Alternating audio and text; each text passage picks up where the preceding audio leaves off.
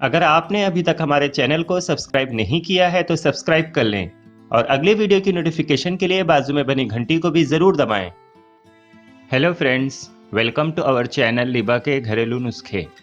दोस्तों, बच्चे हों या बड़े, बल्कि हर किसी को बदलते मौसम और कभी कभार वायरल इन्फेक्शन के चलते सर्दी, खांसी और गले में खराश होना एक आम प्रॉब्लम है।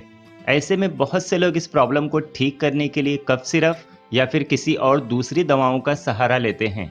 लेकिन कभी कभी ये सभी चीज़ें इस्तेमाल करने के बाद भी सर्दी खांसी दूर होने का नाम नहीं लेती, बल्कि ये पहले से और ज़्यादा बढ़ जाती है। इसलिए दोस्तों, गले से जुड़ी इन सभी प्रॉब्लम को दूर करने के लिए आज मैं आपसे एक ऐसा ज़बरदस्त और असरदार नुस्खा शेयर करने जा रहा हूं, जो खांसी, ज़ुकाम, गले में खराश और गले में सूजन जैसी सभी प्रॉब्लम को पूरी तरह से दूर कर देगा। तो दोस्तों, इस नुस्खे को बनाने के लिए आप सौंठ, मुलेठी, देसी हल्दी और सौंफ, ये चारों चीज़ें बराबर मात्रा में लेकर इन्हें बारीक पीस लें और इन चारों चीज़ों को आपस में अच्छी तरह से मिलाकर किसी कंटेनर में रख लें। और फिर इस पाउडर को दिन में 3 टाइम आधा आधा चम्मच सुबह, दोपहर और शाम को 1 कप दूध या फिर 1 चम्मच शहद के साथ इस्तेमाल करें।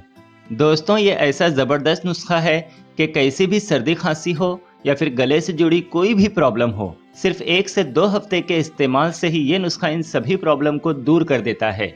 लेकिन फिर भी अगर आपकी प्रॉब्लम ठीक नहीं हो रही है तो इस नुस्खे को 2 हफ्ते और इस्तेमाल करें, क्योंकि दोस्तों, आयुर्वेदिक और घरेलू इलाज अंग्रेजी दवाओं की तरह बीमारी को फौरन दूर नहीं करते, बल्कि किसी भी बीमारी को धीरे धीरे पूरी तरह से जड़ से दूर करते हैं, और वो भी बिना किसी साइड इफेक्ट के।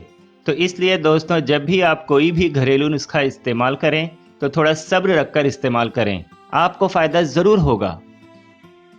तो दोस्तों, आज के लिए बस इतना ही। वीडियो अच्छी लगी हो तो लाइक और कमेंट करके मुझे ज़रूर बताएं। बाकी इस वीडियो को ज़्यादा से ज़्यादा दूसरों के साथ भी ज़रूर शेयर करें, ताकि हर कोई इन घरेलू नुस्खों से फ़ायदा उठा सके। और अगर आपने अभी तक हमारे चैनल को सब्सक्राइब नहीं किया है तो सब्सक्राइब कर लें और अगली वीडियो की नोटिफिकेशन पाने के लिए बाजू में बनी घंटी को भी ज़रूर दबाएं। Thank you for watching.